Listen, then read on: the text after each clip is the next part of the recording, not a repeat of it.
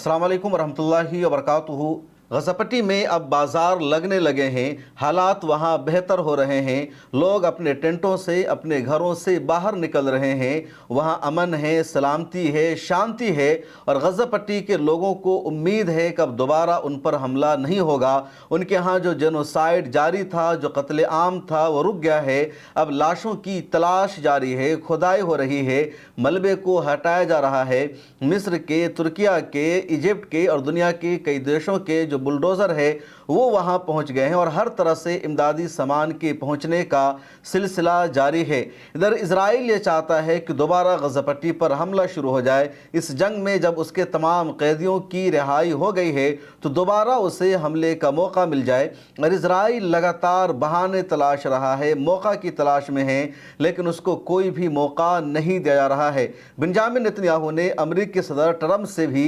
Hamas की शिकायत लगाई और उसने कोशिश की कि इस मरतबा उसको दोबारा गज़ा पट्टी पर हमला करने का मौका मिल जाएगा, लेकिन उसको कामयाबी नहीं मिल सकी और ट्रंप की तरफ से फिर बेंजामिन नेतन्याहू को डांट लगाई गई। इधर हमास के 4 ऐसे रहनुमा की रिहाई अमल में आई है इसराइल की जेल से, जो पिछले 30-32 सालों से इसराइल की जेलों में बंद थे और वो मिस्र पहुंचा दिए गए हैं। लेकिन समझिए कि पिछली 3 दिहाई से वो इसराइल की जेलों में बंद थे। हमास के रहनुमा और फाउंडर शेख अहमद यासीन रहमतुल्लाह अलैह की ज़िंदगी में उनको इसराइल ने गिरफ़्तार किया और अब इसराइल की जेलों से उनकी रिहाई अमल में आई है। और इन चारों हमास के कायदीन को आप स्क्रीन पर तस्वीरों में देख सकते हैं। हमास का क़याम 1987 में अमल में आया था और हमास के फाउंडर और रहनुमा शहीद शेख अहमद यासीन की शहादत 2004 में हुई इसराइल के एक हमले में। और 2004 से पहले यानी जब शेख अहमद यासीन रहमतुल्लाह अलैह ज़िंदा थे और उन्होंने अपनी ज़िंदगी में हमास की जो जनरेशन तैयार की थी, हमास की जो आर्मी और फ़ौज तैयार की थी, और उस ज़माने में इजराइल ने जिन लोगों को गिरफ़्तार कर लिया था उनमें नुमाया नाम है महमूद मूसा ईसा का, अबुल बरा का, माजिद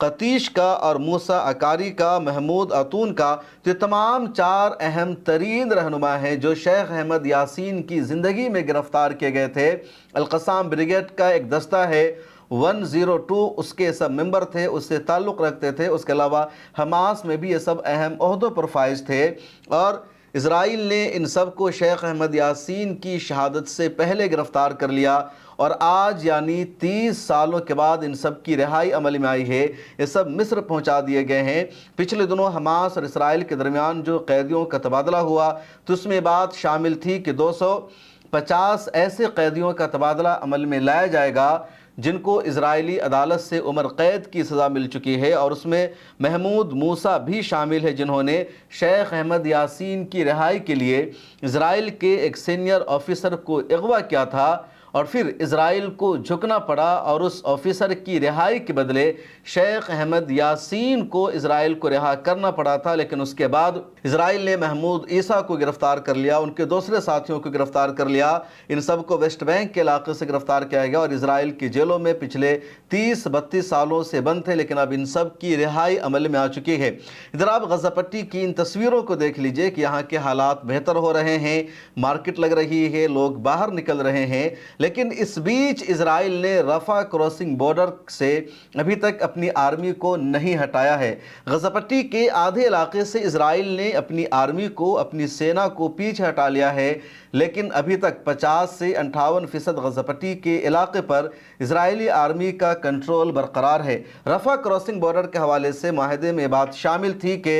पहले मरहले में ही इजरायली आर्मी यहाँ से पीछे हट जाएगी और मिस्र की आर्मी रफ़ा क्रॉसिंग बॉर्डर का कंट्रोल संभालेगी और उसकी निगरानी में इमदादी सामान और इमदादी ट्रकों का गज़ा पट्टी में दाखिला होगा, उसकी एंट्री शुरू हो जाएगी। लेकिन इजराइल माहदे की खिलाफ वर्जी के ख़िलाफ़ अभी तक रफ़ा क्रॉसिंग बॉर्डर पर बरकरार है, वहाँ का सिक्योरिटी कंट्रोल उसने संभाल रखा है। और जब इजराइल को वादा याद दिलाया जाता है, एग्रीमेंट याद दिलाया जा रहा है और कहा जा रहा है कि एग्रीमेंट के उसूल के मुताबिक इजरायली आर्मी को पीछे हट जाना चाहिए, तो इजरायली आर्मी की तरफ से जवाब दिया जा रहा है कि अभी तक हमास ने हमारे तमाम होस्टेज की लाशों को हमारे हवाले नहीं किया है और जब तक तमाम होस्टेज की लाशें भी हमारे हवाले नहीं आ जाती है उस वक्त तक रफ़ा क्रॉसिंग क्रॉसिंग बॉर्डर का कंट्रोल हम मिस्र के हवाले करने वाले नहीं हैं। उधर हमास की तरफ से कहा जा रहा है कि तमाम लाशों को हवाले करना, उसको तलाशना आसान नहीं है।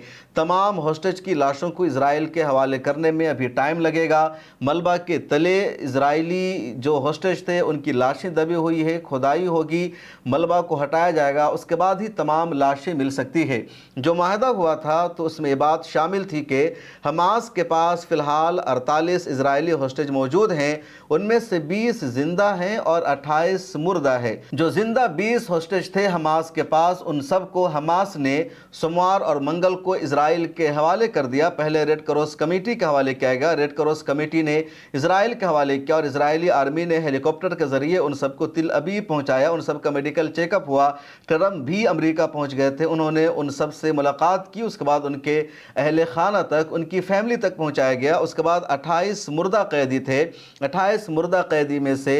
9 कैदियों की लाशों को हमास ने अभी तक इजराइल के हवाले कर दिया। इजराइल से पहले हमास ने रेड क्रॉस कमेटी के हवाले किया, उसने इजराइल के हवाले किया, लेकिन अभी भी 19-18 इजरायली हॉस्टेज की लाशें बाकी है और इजराइल मुतालबा कर रहा है कि जब तक तमाम कैदियों जो मुर्दा हैं, जिनकी लाशें हैं, वो हमारे हवाले नहीं की जाएगी, हम रफ़ा क्रॉसिंग बॉर्डर से पीछे हटने वाले नहीं हैं। उधर हमास की तरफ से कहा जा रहा है कि टनल में उनकी लाशें दबी हुई है और टनल पर जो हमला हुआ था वो इजराइल ने हमला किया था। तो इजराइल के हमले में लाशें टनल के अंदर है, ज़मीन की खुदाई होगी, उसके बाद ही लाशें निकल सकती है। इजराइल की तरफ से ये वावेला किया जा रहा है, हंगामा किया जा रहा है कि हमास माहदे की शर्तों पर अमल नहीं कर रहा है और अभी तक उसने तमाम हॉस्टेज की लाशों को हमारे हवाले नहीं किया। बेंजामिन नेतन्याहू ने और इसराइल के वज़ीर-ए-आज़म के दफ्तर ने अमेरिका तक ये बात पहुंचाई, ट्रम्प तक ये बात पहुंच गई कि हमास ने तमाम मुर्दों की लाशों को हवाले नहीं किया। लेकिन ट्रम्प ने भी हमास की बातों को मान लिया और ट्रम्प ने कहा कि हमास अभी खुदाई कर रही है, टनल में लाशें दबी हुई है, मलबा के नीचे लाशें हैं और यकीनी तौर पर हमास के लिए इसको हवाले करने के लिए टाइम चाहिए, वक्त चाहिए, इतनी जल्दी सब कुछ नहीं हो सकता है। तो एक मरतबा फिर ट्रम्प ने बेंजामिन नेतन्याहू को, इजराइल को डांट लगाई है। उसकी बात में अमेरिकी सदर ट्रम्प नहीं आए हैं और हमास की तरफ से जो वजह बताई गई उसको ट्रम्प ने सीरियस लिया और उसको मीडिया के सामने ट्रम्प की तरफ से बताया गया कि यकीनी तौर पर खुदाई के लिए, लाशों को तलाश करने के लिए टाइम चाहिए। उसके अलावा इजराइल की तरफ से जो लोग नेगोशिएशन में थे, मीडिएटर का किरदार अदा कर रहे थे, उसमें से भी कुछ लोगों का कहना है कि जो लाशें हैं इजरायली हॉस्टेज की वो टनल के अंदर दबी हुई है, सुरंगों के नीचे हैं और इजराइल के हमले की वजह से वहाँ उन सब की मौत हुई है। तो उन सब लाशों को निकालना, तलाशना आसान नहीं बल्कि बहुत ही मुश्किल काम होगा। इधर इजराइल की तरफ से 120 फ़लस्तीनियों की लाशों को हमास के हवाले कर दिया गया है और उनमें से कई ऐसे हैं जो हमास के रहनुमा हैं, हमास के कमांडर हैं। उन सबको इजराइल ने शहीद किया था, लेकिन अब उन सब की लाशें हमास के हवाले कर दी गई है। लेकिन अभी तक शहीद यहया सिनवार और उनके भाई मोहम्मद सिनवार की लाश को इजराइल ने हमास के हवाले नहीं किया है। शहीद यहया सिनवार की शहादत आज से ठीक 1 साल पहले 16 अक्टूबर साल 2024 को हुई थी और वो फ्रंट लाइन पर आकर इजरायली आर्मी के खिलाफ बरसरे पैकार थे, जंग लड़ रहे थे, किसी टनल में वो छुपे हुए नहीं थे। उसी दौरान इजरायली आर्मी के एक दस्ता से लड़ते हुए उनकी शहादत हो जाती है। उसके 3 महीने के बाद उनके छोटे भाई मोहम्मद सिनवार की भी शहादत हो जाती है। शहीद यहया सिनवार इस्माइल हनिया की 31 जुलाई को शहादत के बाद हमास के पॉलिटिकल ब्यूरो के सरबराह बने थे और वो पहले ऐसे हमास के लीडर थे जो गज़ा पट्टी में रहते हुए इस ओहदा पर फायज हुए थे। लेकिन 3 महीने के बाद 16 अक्टूबर 2024 को उनकी भी शहादत हो जाती है और 16 अक्टूबर 2025 को यानी कल उनकी शहादत को 1 साल पूरे हो गए और गज़ा पट्टी में फ़लस्तीन के दूसरे इलाक़ों में उनकी बरसी बनाई गई। उनके कोट को शेयर किया गया कि उनका क्या विज़न था, उनकी फ़िक्र क्या थी और फ़लस्तीन की आज़ादी के लिए उनके ख़यालात क्या थे। जिस तरह उनकी आखिरी तस्वीर सामने आई थी कि एक सोफ़ा पर वो बैठे हुए हैं और इजराइल के ड्रोन को अपनी छड़ी से वो मार रहे हैं, पीछे हटा रहे हैं। तो एक मरतबा फिर गज़ा पट्टी से तस्वीरें सामने आई कि वहाँ के यूथ उसी पोज में तस्वीरें ले रहे हैं اور شہید یحییٰ سنوار کو اپنا ہیرو اور آئیڈیل قرار دے رہے ہیں۔ ان کے بھائی محمد سنوار کی بھی 3 مہینے کے بعد شہادت ہو گئی۔ ان دونوں کی لاش کو ابھی تک اسرائیل نے حماس کے حوالے نہیں کیا ہے۔ ان دونوں کی ڈیڈ باڈی ان دنوں اسرائیل کے پاس موجود ہے، اور جو غزہ پٹی کا معاہدہ ہوا ہے، سیز فائر کا جو ایگریمنٹ ہوا ہے، تو اس معاہدے میں بھی یہ بات شامل نہیں ہے کہ ان دونوں کی لاشیں حماس کے حوالے کی جائے گی۔ اس کے علاوہ کچھ اور حماس کے ٹاپ لیڈرز ہیں، ان کی لاشوں کو بھی ابھی تک اسرائیل نے حماس کے حوالے نہیں کیا ہے۔ اندازہ یہ ہے، لوگوں کا ماننا یہ ہے کہ جب سیز فائر کے دوسرے مرحلے کے لیے بات چیت ہوگی تو دوسرے مرحلے میں ان لاشوں کے تبادلہ کے حوالے سے بھی بات چیت کی جائے گی۔ پبلک فیس پر ایک ویڈیو میں نے اس حوالے سے پوری تفصیل بتائی ہے، تو آپ وہاں جا کر پبلک فیس کی اس ویڈیو کو ضرور دیکھ لیجئے۔ پبلک فیس کو سبسکرائب بھی کر لیجئے، پہلے کمنٹ میں پبلک فیس کا لنک موجود ہے۔ ایک اور بات جان لیجئے کہ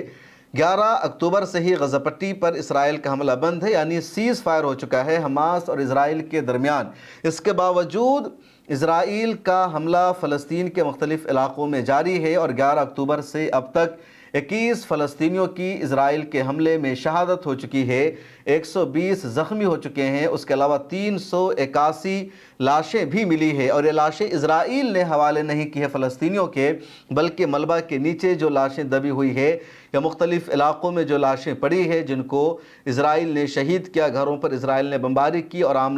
لوگوں کی ہلاکت ہو گئی، ان کی موت ہو گئی، تو وہ جو ڈیڈ باڈی ہے لگاتار ریکور کی جا رہی ہے، لاشیں مل رہی ہے، اور پچھلے 4 دنوں میں 381 لاشیں مل چکی ہے۔ اور یہ تازہ ڈیٹا شائع کیا ہے، غزہ پٹی کی جو ہیلتھ منسٹری ہے اس نے یہ تازہ ڈیٹا شائع کیا ہے۔ لیکن سب سے اہم بات یہ ہے کہ اسرائیل سیز فائر کے باوجود بھی حملے کر رہا ہے، اور 21 فلسطینیوں کی شہادت ہو گئی۔ صرف 16 اکتوبر کو 3 فلسطینیوں کی شہادت ہوئی، اور الجزیرہ نے بھی اس خبر کو شائع کیا۔ حالانکہ حماس کی طرف سے اسرائیل کی آرمی پر فی الحال کوئی حملہ نہیں ہو رہا ہے۔ ہاں، حماس کے لوگوں نے غزہ پٹی کے ان علاقوں کا کنٹرول سنبھال لیا ہے جہاں اسرائیلی آرمی پہلے سے موجود تھی، اور جو اسرائیل کے ایجنٹ ہیں، جو اسرائیل کے دلال ہیں، چن چن کر حماس کے لڑا کے اس کو مار رہے ہیں، اس کا قتل کر رہے ہیں، کیونکہ یہ لوگ حماس اور فلسطینی گروپ کے ہی دشمن ہیں۔ سوشل میڈیا پر دیکھا جا رہا ہے، انسٹاگرام پر دیکھا جا رہا ہے، وہاں کے جو انفلوئنسر ہیں اب لگاتار غزہ پٹی کی تازہ ترین تصویریں وہ شیئر کر رہے ہیں، اور اس وقت غزہ پٹی کو مدد کی ضرورت ہے، اور پوری دنیا کی ذمہ داری ہے غزہ پٹی کو سپورٹ کرنا، ان کی مدد کے لیے جانا۔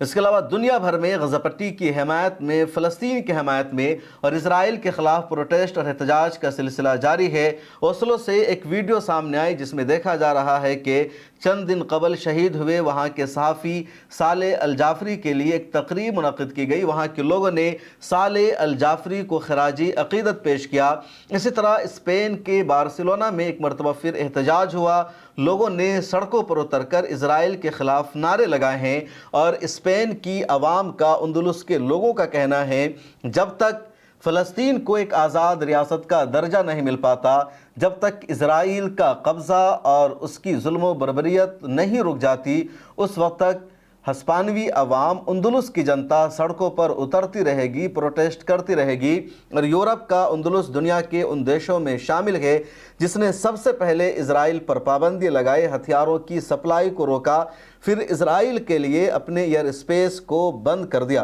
ادھر ترکی کی طرف سے خبر آئی ہے، اور ترکی کا کہنا ہے کہ ہماری آرمی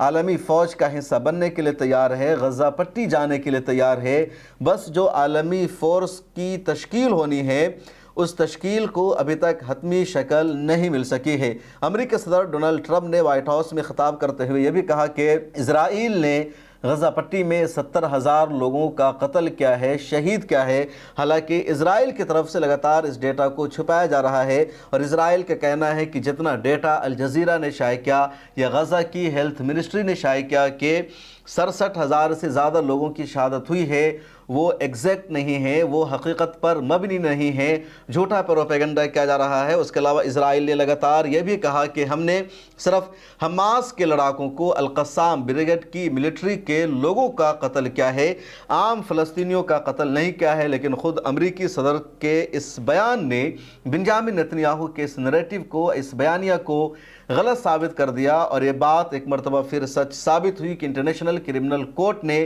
اگر بنجامن نتنیاہو کو وار کرمنل قرار دیا، اس کے خلاف گرفتاری کا، اریسٹ کا وارنٹ جاری کیا، تو وہ فیصلہ بالکل صحیح تھا۔ یہ الگ بات ہے کہ ہمارے دیش میں، بھارت میں طالبان کے خلاف لوگ تبصرہ کرتے ہیں، طالبان کو دنیا کی سب سے خطرناک دہشت گرد تنظیم قرار دیتے ہیں، لیکن اسرائیل کے تعلق سے کسی کا ٹویٹ اس طرح کا سامنے نہیں آتا، کسی کا تبصرہ سامنے نہیں آتا۔ انٹرنیشنل کرمنل کورٹ سے وار کرمنل قرار دیے جانے کے باوجود بنجامن نیتنیاہو کے لیے جاوید اختر کی زبان سے یا پرتیک سنہا کی زبان سے یا ابھیشار شرما ہو یا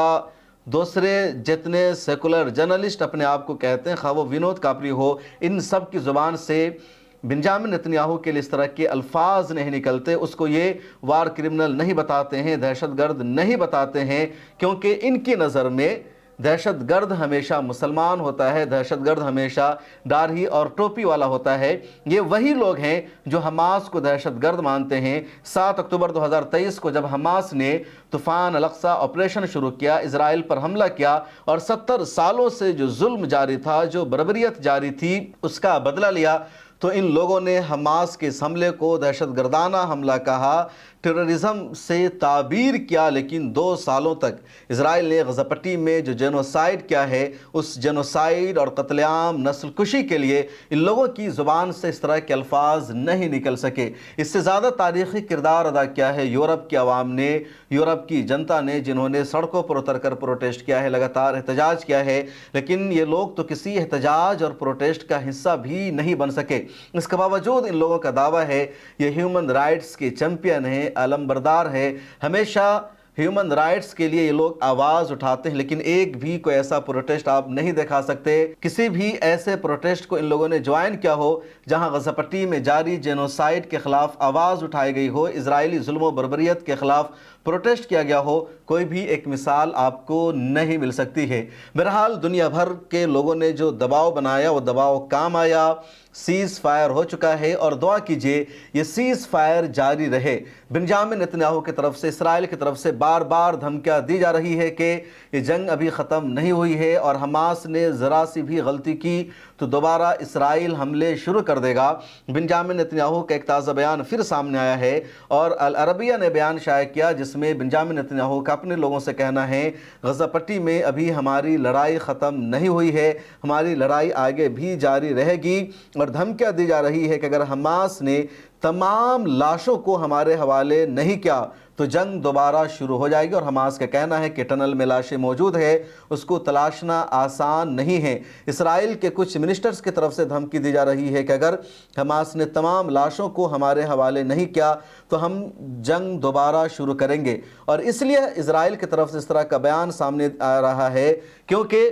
اسرائیل نے 2 سالوں تک غزہ پٹی پر حملہ کرنے کے باوجود، جینوسائیڈ جاری رکھنے کے باوجود کسی بھی ہدف میں کامیابی حاصل نہیں کی۔ ملٹری پریشر بنا کر، جینوسائیڈ کر کے یک طرفہ طور پر اسرائیل اپنے شہریوں کو آزاد نہیں کروا سکا، بلکہ بدلے میں اسے فلسطینیوں کو بھی رہا کرنا پڑا، کچھ ان قیدیوں کو بھی رہا کرنا پڑا جو پچھلے 33 سالوں سے اسرائیل کی جیلوں میں بند تھے، اور اس لیے اسرائیل نے اس کو اپنی جیت نہیں کہا، اس کو فتح قرار نہیں دیا، اور دنیا بھر کے میڈیا نے بھی یہی تبصرہ کیا کہ اسرائیل کی جیت نہیں ہے کیونکہ برابری کے ساتھ معاہدہ ہوا ہے، اور اس لیے اب بنجامن نیتنیاہو اسرائیل دوبارہ حملے کی دھمکی دے رہا ہے۔ لیکن امریکہ کی طرف سے تازہ ترین بیان سامنے آیا جس میں کہا گیا کہ سیز فائر کے دوسرے مرحلے کے لیے بات چیت شروع ہو چکی ہے، اور اب اسرائیل کے پاس کوئی آپشن نہیں ہے فرار کا راستہ اختیار کرنے کا یا دوبارہ جنگ شروع کرنے کا۔ اس ویڈیو میں اتنا ہی، مجھے دیجیے اجازت،